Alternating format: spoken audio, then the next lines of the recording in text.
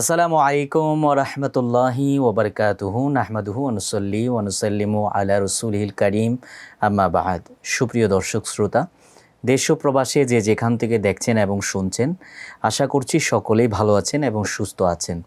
সবাইকেই স্বাগত জানাচ্ছি আপনাদের প্রিয় টেলিভিশন চ্যানেল বিজয় টিভির পর্দায় জুমাবাড়ির নিয়মিত আয়োজন পিএইচপি ইসলামের কথায়। সুপ্রিয় দর্শক, আজকের বিষয়বস্তু মুসাফাহা। নবী করিম সাল্লাল্লাহু আলাইহি ওয়াসাল্লামের গুরুত্বপূর্ণ একটি সুন্নাত মুসাফাহা। আল্লাহর নবী হজরত মুহাম্মদ মুস্তাফা সাল্লাল্লাহু আলাইহি ওয়াসাল্লাম নিজেই বলেছেন, বুইসতু লিউতাম্মিমা মাকারিমাল আখলাক। আমি পৃথিবীতে প্রেরিত হয়েছি মানুষকে সুন্দর চরিত্র এবং শিষ্টাচারের পূর্ণতা দেওয়ার জন্যে, এগুলো শিক্ষা দেওয়ার জন্যে। নবী করিম সাল্লাল্লাহু আলাইহি সাল্লাম আমাদের শিখিয়েছেন কিভাবে একজন মুসলমান আরেকজন মুসলমানের সাথে সাক্ষাৎ করবে, কিভাবে একজন মুসলমান আরেকজন মুসলমানের সাথে দেখা করবে, মিলিত হওয়ার পদ্ধতি কি হবে, কোন পদ্ধতিতে, সেই বিষয় নিয়ে আল্লাহর নবী সাল্লাল্লাহু আলাইহি সাল্লাম আমাদের নির্দেশনা দিয়েছেন। নবী করিম সাল্লাল্লাহু আলাইহি সাল্লামের সেরকম গুরুত্বপূর্ণ একটি নির্দেশনার হচ্ছে এই মুসাফাহা। আজকে মুসাফাহার ফজিলত, গুরুত্ব এবং মুসাফাহার বিধানাবলী নিয়ে আমরা বিস্তারিত আলোচনা শুনব।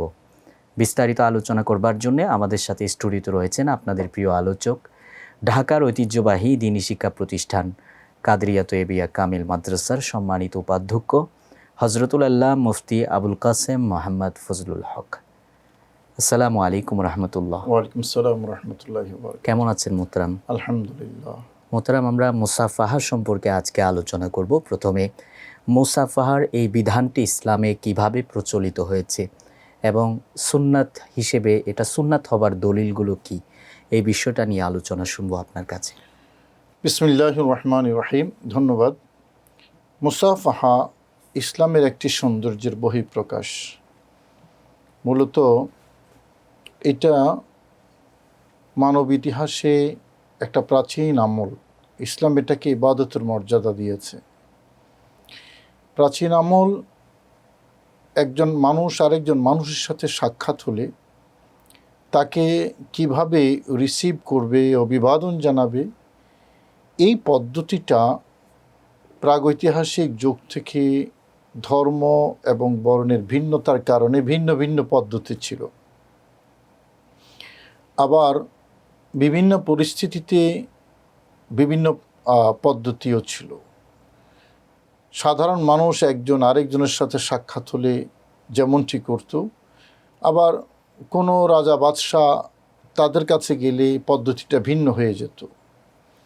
কিন্তু মূল চাহিদাটা বা দাবিটা, প্রয়োজনীয়তাটা হলো মানুষের সাথে মানুষের সাক্ষাৎ হলে তাকে কিভাবে আমি রিসিভ করব, কিভাবে আমি অভিবাদন জানাবো। এমন তো নয় যে একজন মানুষের সাথে সাক্ষাৎ হলো, কোনো কথা নাই, বার্তা নাই, বাস আমি ক্রস করে চলে গেলাম, না আমি তার দিকে তাকালাম, না সে আমার দিকে তাকালো, না আমি তার সাথে হাসি মুখে কথা বললাম, না সে আমার সাথে কথা বললো। বিষয়টা যদি এমন হয় তাহলে এটা তো মানবিকতা বা মনুষ্যত্বের পরিচয় বহন করে, সামাজিক পর্যায়ে চলে যায়। মনুষ্যত্বই দাবি করে, একজন মানুষ মানুষ হওয়াটাই দাবি করে যে আরেকজন মানুষের সাথে যখন সাক্ষাৎ হবে তখন আমি তাকে দেখব, আমি তাকে বলবো এবং তার সাথে আমার পরিচয় হবে, রেসপন্স করব তাকে। রাইট। কোরআনে কারীমের মধ্যে মানুষের সাথে মানুষের পরিচয়ের আল্লাহ পাক রব্বুল আলামিন তাগিদ দিয়েছেন। হাদিসের মধ্যে মাআদিন বলা হয়েছে মানব জাতিকে, একটা খনিজের ভেতরে মানে পরস্পরে বসবাস করা। তো এই যে পরিচয়ের কথা, লিয়াতা আরফু, একজন আরেকজনের সাথে পরিচয় হওয়া, এটাই মূলত মনুষ্যত্বের দাবি। এখন সেই দাবিটা ফুলফিল করার জন্য একটা পদ্ধতি তো লাগবে। আমরা কি পদ্ধতিতে শুরুটা করব? সেই শুরুটা করার জন্য ইসলাম অনেকগুলো পদ্ধতি আমাদেরকে দিয়েছে। প্রথমেই যে পদ্ধতিটা, যেটা মানে বডিলি কাছাকাছি আসার আগেই দূর থেকে আমরা সম্পাদন করি, আসসালামু আলাইকুম রহমতুল্লাহি ওয়া বারাকাতুহু, আপনার উপর শান্তি, রহমত, বরকত বর্ষিত হোক। আমি যখন দূর থেকে আরেকজনকে এই মেসেজটুকু দিয়ে দিলাম এবং তিনি আমাকে ওয়ালাইকুম আসসালাম ও রহমতুল্লাহ বারাকাতু বলে জবাব দিলেন, তখন আমাদের দুজনের মধ্যেই মোটামুটি এই মেসেজটা মানে বিনিময় হলো যে আমিও মুসলমান, আপনিও মুসলমান, আমি আপনার শান্তি চাই, আপনি আমার শান্তি চান, এবং আমরা দুজনেই একই ধর্মের এবং দুজন আমরা মন মানসিকতায় আমরা এক, এবং কারোর সাথে কারো দূরত্ব নেই, মানে বিবাদ নাই। এক কথায় আমরা একজন আরেকজনের শুভাকাঙ্ক্ষী। জি। যখন এই বিনিময়টা হলো তখন আমরা বডিলি কাছাকাছি আসলাম। তখন আমরা কি দিয়ে শুরু করব? তখন কোনো কোনো সংস্কৃতিতে আছে তাকে প্রণাম করা, মাথা নত করা, কোনো কোনো সংস্কৃতিতে আছে সেজদা দেওয়া। ইসলাম সেটা করেনি, সেটা অনুমোদন দেয়নি। ইসলাম দিয়েছে কি হাতে হাত ধরুন, আপনি তার হাত ধরবেন, আমি তার হাত ধরব। তাহলে হাতে হাত ধরলে মানে সালাম থেকে ঘনিষ্ঠতা আরেকটু বাড়ল। আবার তৃতীয় আরেকটা পদ্ধতি ইসলাম দিয়েছে, সেটা হলো মুআনাকা। আমরা যেটাকে কোলাকুলি বলি, বিষয়টা আসলে কোলাকুলি নয়, গলাগুলি বা গলার সাথে কাঁধের সাথে কাঁধ মিলানো।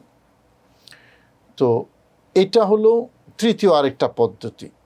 এই সবগুলো পদ্ধতির উদ্দেশ্য কিন্তু একটা, মানুষে মানুষে বন্ধুত্ব এবং ভ্রাতৃত্ববোধ ডেভেলপ করা। প্রথমে সালাম, মুসাফা, মুআনাকা, এটা হলো মানুষ যে মানুষের পরস্পরে বন্ধু হবে, পরস্পরের কাছাকাছি থাকবে, শত্রু হবে না। এই প্রেসক্রিপশনগুলো নবীজির পক্ষ থেকে। সেটা আমরা যেটা নিয়ে আজকে কথা বলছি সেটা হলো মুসাফাহা। এটা মানুষকে আন্তরিকতা, মানুষের সাথে আন্তরিকতা তৈরি করার জন্য অন্যতম একটা পদ্ধতি, সুন্নাহ পদ্ধতি রাসূল করিম সাল্লাল্লাহু আলাইহি ওয়াসাল্লাম আমাদেরকে দিয়েছেন। তো এই মুসাফাহাটা রাসূল করিম সাল্লাল্লাহু আলাইহি ওয়াসাল্লাম সাহাবায়ে কেরামের সাথে করতেন।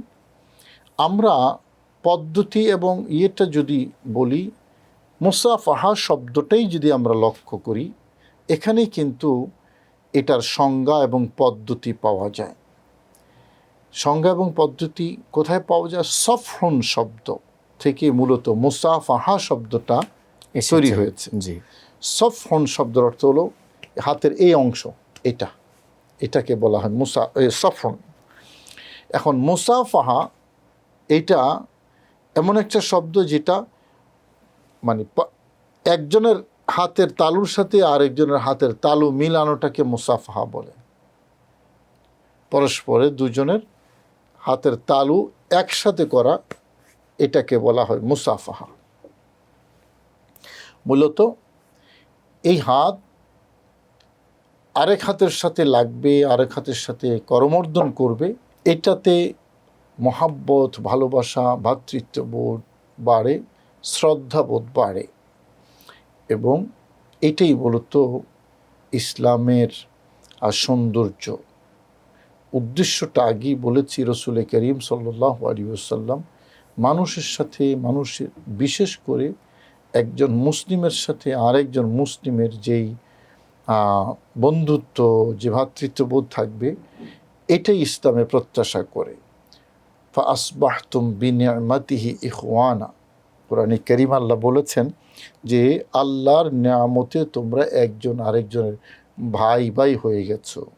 ভাই ভাই হয়ে যাওয়াটা, আল মুসলিম আখুল মুসলিম, কোরআনে কারীমে বলেছে যে ইন্নামাল মুমিনুনা ইখওয়া, একজন মুমিন আরেকজন মুমিনের ভাই।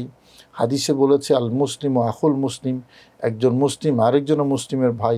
এই যে ভ্রাতৃত্ববোধটাকে প্রতিষ্ঠা করা মুসলিম কমিউনিটিতে, এটা হলো মূল বিষয়বস্তু, এটা হলো গোল আমাদের। সে গোলটাকে অ্যাচিভ করার জন্য রাসূল করিম সাল্লাল্লাহু আলাইহি ওয়াসাল্লাম সঙ্গতিপূর্ণ যে প্রোগ্রামগুলো আমাদেরকে দিয়েছেন, তার মধ্যে গুরুত্বপূর্ণ ইভেন্ট হলো মুসাফাহা। সুন্দর বলেছেন মোহতারাম। ভ্রাতৃত্ববোধ জাগ্রত করবার জন্যে আল্লাহর নবী আসলে মুসাফাহার এই বিধান দিয়েছেন। এই বিষয়টা নিয়ে আমরা আপনার কাছে আরও বিস্তারিত শুনব। আমাদের একটা বিরতিতে যেতে হচ্ছে। সুপ্রিয় দর্শক, সময় হলো ছোট্ট একটা বিরতিতে যাবার। ফিরে আসবো অল্প কিছুক্ষণের মধ্যে। দেখতে থাকুন আপনাদের প্রিয় টিভি চ্যানেল বিজয় টিভি।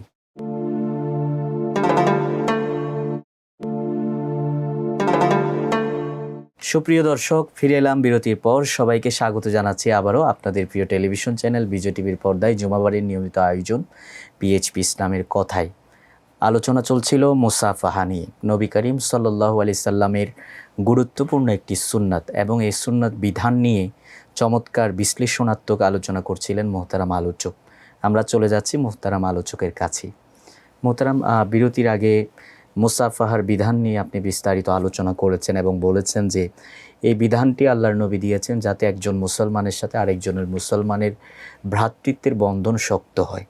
সাথে সাথে আরেকটা বিষয় নিয়ে বলবেন, যেটা নিয়ে আমরা অনেক কথাই শুনি যে মুসাফাহা এক হাতে হবে না দুই হাতে, কোন পদ্ধতিতে করা সুন্নাত? হ্যাঁ, ধন্যবাদ। এটা একটা গুরুত্বপূর্ণ বিষয়। আমাদের সমাজে দুই ধরনের বক্তব্য পাওয়া যায়। কেউ বলেছেন এক হাতে করতে হবে, অর্থাৎ আমি এক হাত বাড়িয়ে দিলাম, জি, আমার সাথে যা সাক্ষাৎ হয়েছে তিনিও এক হাত বাড়িয়ে দিলেন, এক হাতে মুসাফা করা। কেউ বলেছেন দুই হাতে করবে। মূলত প্রথমে বলে রাখি, মুসাফাহার যেই সংজ্ঞা এবং শব্দ যে অর্থটা আমাদেরকে দিচ্ছে, তাতে তালুর সাথে তালু মিলিত হলেই মুসাফা আক্ষরিক অর্থে মুসাফা হয়ে যাবে। সুন্না তরিকা যেটা মুসাফার সুন্না তরিকা, একটা হলো জায়েজ তরিকা, আরেকটা হলো সুন্না তরিকা। সুন্না তরিকা হলো উভয়ের দুই হাত দিয়ে মুসাফা করা। উভয়ের দুই হাত দিয়ে, আমিও দুই হাত দিলাম, আমার সাথে যা সাক্ষাৎ তিনি দুই হাত দিলেন, দুই হাতে মিলানো, এটা হলো মুসাফার সুন্নত তরিকা, অধিকতর সুন্নত তরিকা। তো এক হাতে করার যে জায়েজ পদ্ধতিটা, এটার একটা কনফিউশন মূলত হাদিসের একটা শব্দ থেকে এসছে। হাদিসের মধ্যে যেমন হযরত সালমান ফারসি রাদিয়াল্লাহু তাআলা থেকে বর্ণিত, বলেছেন ইদা লাকিয়া আখাহুল মুসলিম ফাআখাযা বিয়াদিহি, যখন আরেকজন মুসলিম ভাইয়ের সাথে সাক্ষাৎ হবে তার হাতে ধরবে। বেয়াদিহি, ইয়াদুন শব্দটা এক বচন। জি। এই এক বচন শব্দ আরও হাদিসের মধ্যে এরকম এক বচন শব্দ ব্যবহৃত হয়েছে। তো এই এক বচন শব্দ যেহেতু হাদিসে এসেছে, এই হাদিসে, সে কারণেই কারো কারো মতে এই হাদিসের টেক্সট থেকে ওনারা বুঝেছেন যে মুসাফা বুঝি এক হাতেই করতে হয়। মূলত এই বুঝটা সঠিক নয় কয়েকটা কারণে। প্রথম কারণ হলো, এক বচন ব্যবহার করলে যে একটা বুঝাবে সবসময় সেটা কিন্তু অপরিহার্য নয়। জি। দ্বিতীয় কারণ হলো, এই হাদিসগুলোর বিপরীতে আরও হাদিস আছে এবং সাহাবাই কেরাম তৎপরবর্তী আইম্মায়ে ফিকহ যারা আছেন, আইম্মায়ে হাদিস যারা আছেন, তাদের আমল আছে। সেই আমলগুলো এবং অন্য হাদিস দ্বারা বোঝা যায় যে দুই হাতে মুসাফা করাই সুন্নত তরিকা। প্রথম যে কথাটা বলেছি যে এক বচন ব্যবহার করলেই যে এক বচন হবে, এটা কিন্তু সবসময় প্রযোজ্য নয়। যেমন আমরা কোরআনে কারিমে যদি একটু লক্ষ্য করি, কোরআনে কারিমে আল্লাহ বলেছেন ইয়াদুল্লাহি ফাওকা আইদিহিম।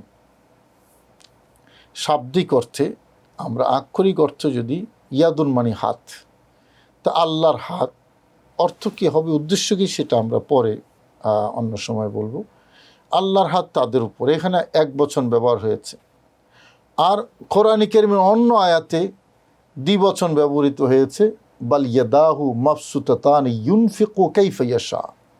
আল্লাহ বলেছেন যে আল্লাহর দুই হাত খোলা, আল্লাহ খরচ করেন যেভাবে চান। তো এখানে এক বচন ব্যবহৃত হয়েছে, ওখানে দ্বিবচন, অথচ দুটি কিন্তু আল্লাহর শানে। ইয়াদুন শব্দ ব্যবহৃত, এক জায়গায় এক বচন, আরেক জায়গায় দ্বিবচন। তার মানে কি বোঝা গেল, দ্বিবচন, দ্বিবচনের জায়গাও কখনো কখনো এক বচন ব্যবহৃত হয়। কোরআনে কারিমে বুরি প্রমাণ আছে, সেরকম বহু প্রমাণ আছে। আল্লামা ইমাম মুনাবি রহমতুল্লাহ আলী, তিনি জামে সগীরের ব্যাখ্যা গ্রন্থ সরার মধ্যে বলেছেন যে কখনো কখনো লফজে মুফরাদ অর্থাৎ এক বচনের শব্দ ব্যবহৃত হয় ওই জায়গায় যেখানে দ্বিবচন ব্যবহার করার কথা। আমরা অনেক দোয়ার মধ্যে পড়ি লা ইলাহা ইল্লাল্লাহু ওয়াহদাহু লা শারীকা লাহু লাহুল মুলকু ওয়া লাহুল হামদু ইউহয়ি ওয়া ইউমীত বিয়াদিহিল খায়র, বিয়াদিকাল খায়র, ইয়াদুন এক বচন। এটা দ্বারা এ কথা বোঝার কোনো উপায় নেই যে হাত বুঝিয়ে একটাই, বা আল্লাহ হাত বলে যা বুঝিয়েছেন, ইয়াদুন বলে যা বুঝিয়েছেন সেটা বুঝিয়ে একটাই না। বিষয়টা এরকম নয়। বিষয়টা হলো যে দ্বিবচনের জায়গায় এখানে এক বচন ব্যবহৃত হয়েছে। হাদিসের মধ্যে যেটা সালমান ফারসি রাদিয়াল্লাহু তাআলা হাদিস বললাম, আরও অসংখ্য সাহাবাই কেরামের হাদিস আছে বিষয়ে বর্ণিত, এক বচন ব্যবহৃত হয়েছে মুসাফার ক্ষেত্রে।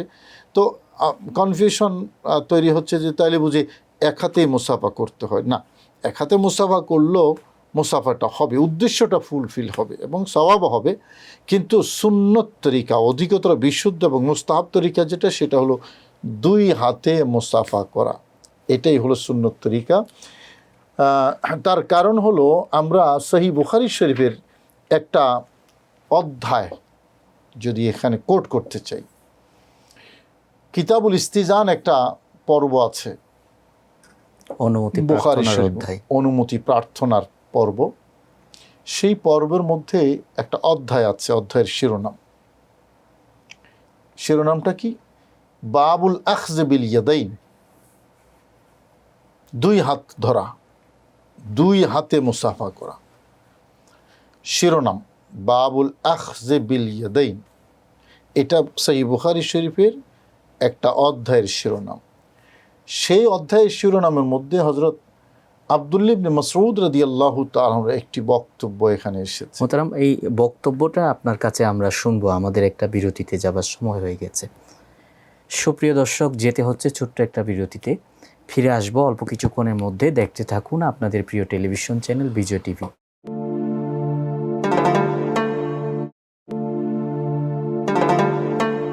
ফিরে এলাম বিরতির পর। সবাইকে আবারও স্বাগত জানাচ্ছি আপনাদের প্রিয় টেলিভিশন চ্যানেল বিজয় টিভির পর্দায় জুমাবাড়ির নিয়মিত আয়োজন পিএইচপি ইসলামের কথায়। সুপ্রিয় দর্শক, আলোচনা চলছিল মুসাফাহা নিয়ে। নবী করিম সাল্লাল্লাহু আলাইহি সাল্লামের গুরুত্বপূর্ণ একটি সুন্নাহ মুসাফা নিয়ে চমৎকার আলোচনা করছিলেন আমাদের মুহতারাম আলোচক হযরতুল আল্লাহ মুফতি আবুল কাসেম মোহাম্মদ ফজলুল হক। আমরা এখন ওনার কাছেই চলে যাচ্ছি। মুহতারাম, বিরতির আগে একটি হাদিস বুখারী শরীফের, সেটি আপনি বর্ণনা করছিলেন, যেটি কিতাবুল ইস্তিজানের মধ্যে এসেছে। সেই হাদিসটি কি? হযরত আব্দুল্লাহ ইবনে মাসউদ রাদিয়াল্লাহু তাআলা আনহু উনি বর্ণনা করছেন যে আল্লামানি রাসূলুল্লাহ সাল্লাল্লাহু আলাইহি ওয়াসাল্লাম ওয়া কাফি বাইনা কাফাইহি তাশাহুদা, নবীজি সাল্লাল্লাহু আলাইহি ওয়াসাল্লাম আমাকে অভিবাদন কিভাবে জানাতে হয় একজন আরেকজনকে এটা শিক্ষা দিচ্ছেন। এবং তখন আমার হাতের তালু নবীজির দুই হাতের তালুর মাঝখানে ছিল। নবীজির দুই হাতের তালুর মাঝখানে ছিল আমার হাতের তালু। তার মানে নবীজি শিখাচ্ছেন অভিবাদন মুসাফা।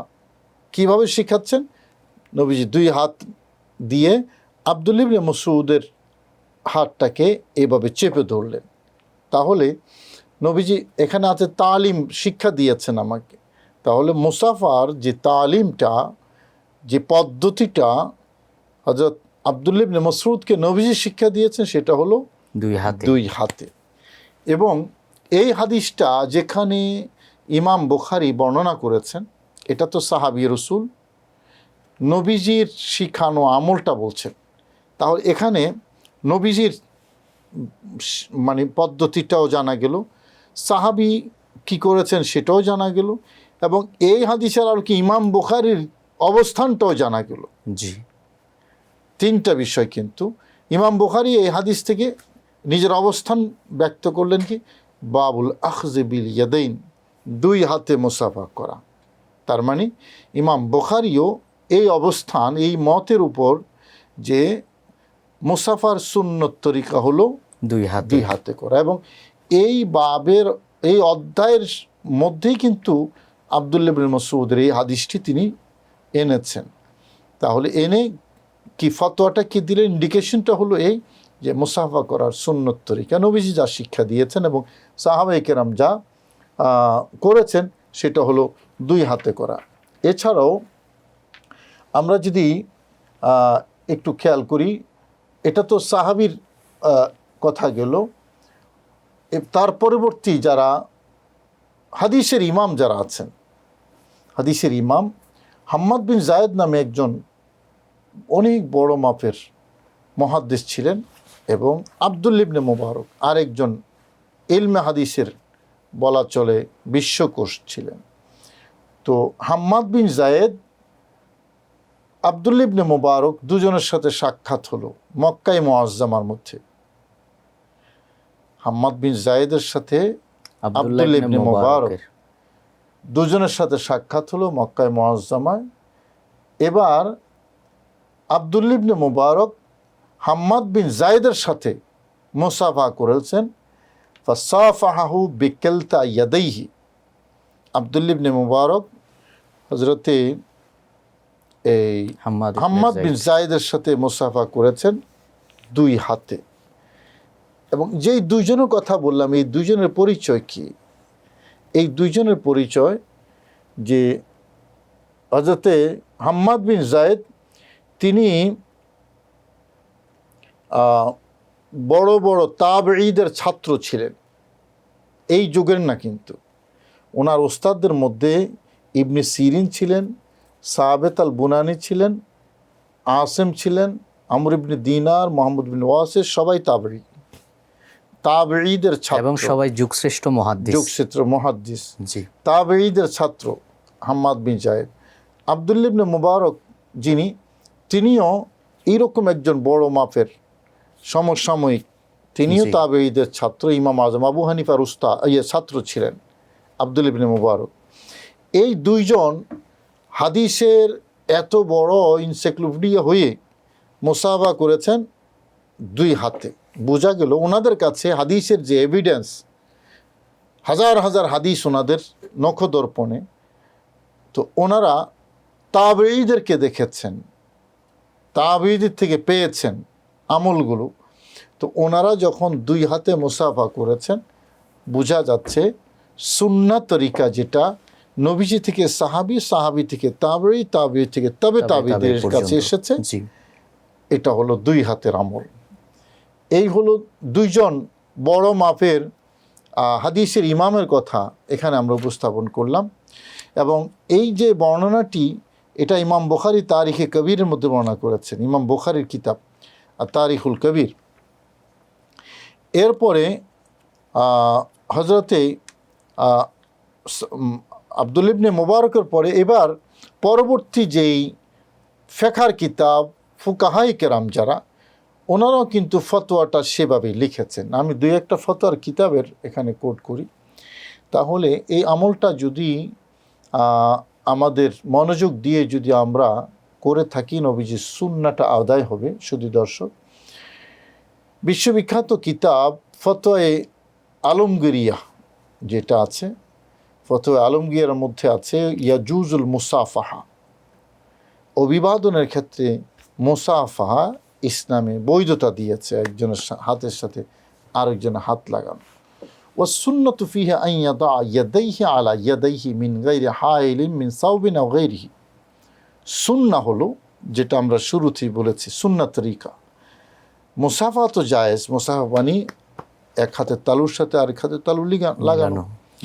তবে সুন্নাহ হলো যে এক ব্যক্তির দুই হাত আরেক ব্যক্তির দুই হাতের এভাবে ধরবে, মাঝখানে কোনো কাপড় বা অন্য কোনো জিনিস থাকবে না, শুধু হাত থাকবে, হাতের সাথে হাত মেলানো।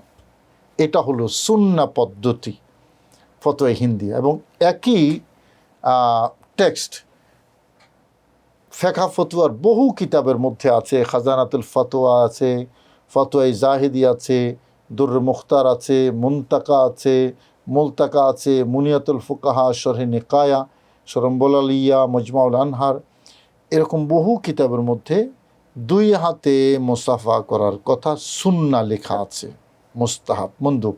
শরহে তানভীরের মধ্যে আছে যে আসুন্নাতু ফিল মুসাফাহাতে বিকেলতা ইয়াদাইহি, দুই হাতে মুসাফা করাই হলো সুন্নত। এরকম শরহে মতনে হালবির মধ্যে আল্লামা আল্লাহই লিখেছেন যে আসুন্নাতু আন তাকুনা বিকিলতা ইয়াদাইহি, দুই হাতে করাই সুন্নত। জামে রুমুজের মধ্যে একই কথা আছে। সুন্দর এবং চমৎকার আলোচনা করছেন মোহতারাম। আমরা এখান থেকে আপনার কাছে আরও শুনবো, আমাদের একটা বিরতিতে যেতে হচ্ছে। সুপ্রিয় দর্শক, যাচ্ছি ছোট্ট একটা বিরতিতে, ফিরে আসছি অল্প কিছুক্ষণের মধ্যে। দেখতে থাকুন আপনাদের প্রিয় টেলিভিশন চ্যানেল বিজয় টিভি।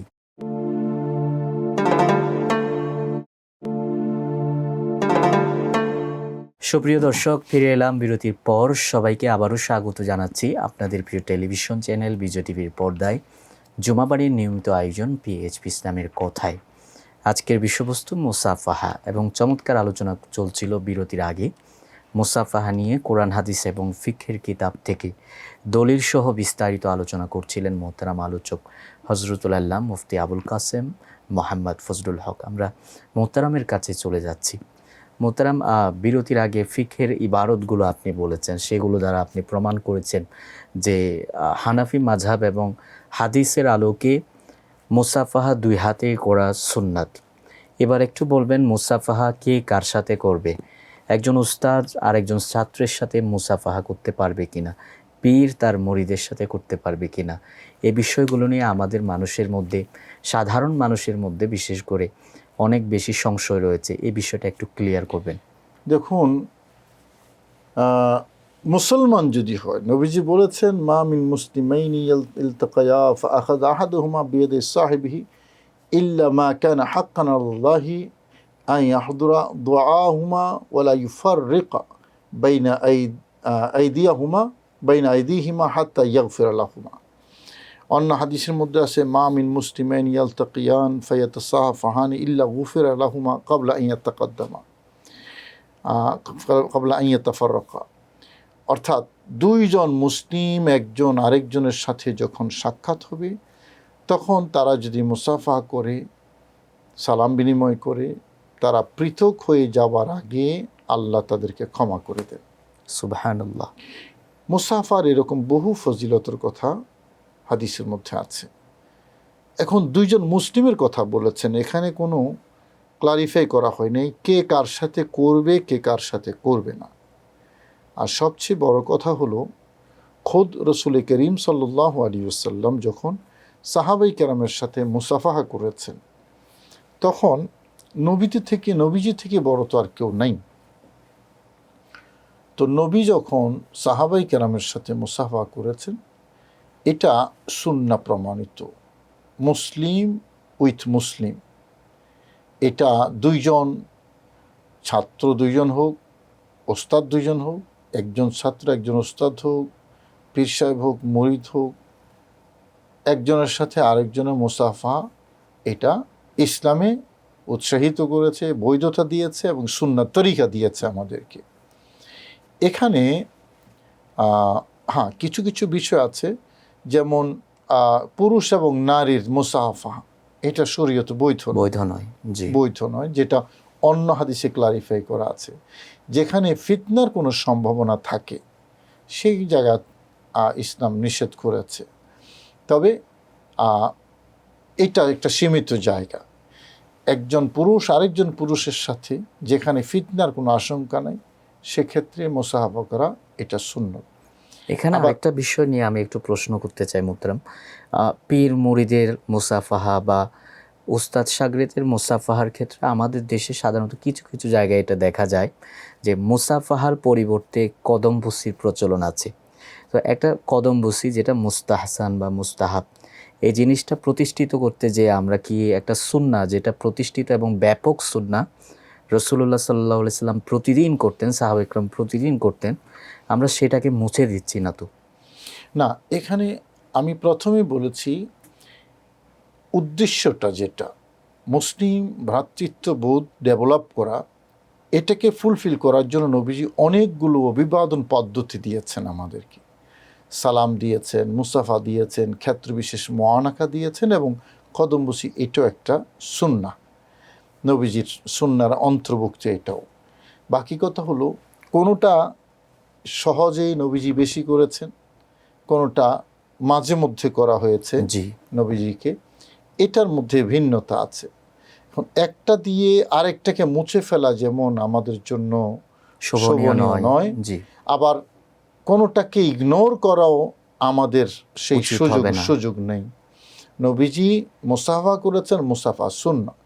আবার সাহাবাই কেরাম মাঝে মধ্যে রসুল করিম সাল্লাল্লাহু আলাইহি ওয়াসাল্লামকে কদমবুসি করেছেন, এটাও হাদিসে আছে। সুতরাং মুরব্বী যারা সম্মানের পাত্র তাদেরকে এই ক্ষেত্র বিশেষ কদমবুসিও করা যেতে পারে। তবে আমি কদমবুসি করছি বলে মানে মুসাফা করতে মুসাফাটাকে পারবো না, ইগনোর করা, মুসাফা করা যাবে না, এরকম না। বিষয়টা এরকম নয়। আর এরকম যেই পদ্ধতিগুলি নবীজি দিয়েছেন, আমি তো সালাম করেছি এরপরে কদমবুসি করেছি, আমি যে দুইটাকে একসাথে করলাম জি, এমন তো নয়, একটা করলে আরেকটা করা যাবে বাদ না, যাচ্ছে বিষয়টা এরকম এমনটি না। নয় জি, কিন্তু। তো সেক্ষেত্রে কদমবুসিকে দিয়ে মুসাফাটাকে ইগনোর করা এটা ঠিক না। মুসাফা আপন জায়গায় চলবে এবং ক্ষেত্র বিশেষ কদমবুসিও চলবে। এই দুটার মধ্যে একটু সূক্ষ্ম পার্থক্য আছে। পার্থক্য হলো একজন ছাত্র আরেকজন ছাত্র, দুজনেই ছাত্র, সাক্ষাৎ হলো, মুসাফা প্রযোজ্য। এখানে কদমবুসির প্রসঙ্গ আসে না। কিন্তু কদমবুসিটা ক্ষেত্র বিশেষ বললাম। কোথায়? হ্যাঁ, ছাত্র যখন ওস্তাদের কাছে যাবে তখন সেখানে ওই মুসাফার পাশাপাশি কদমবুসিটাও প্রযোজ্য হতে পারে। জি, এটা কেউ করলো না সেটা ভিন্ন ব্যাপার।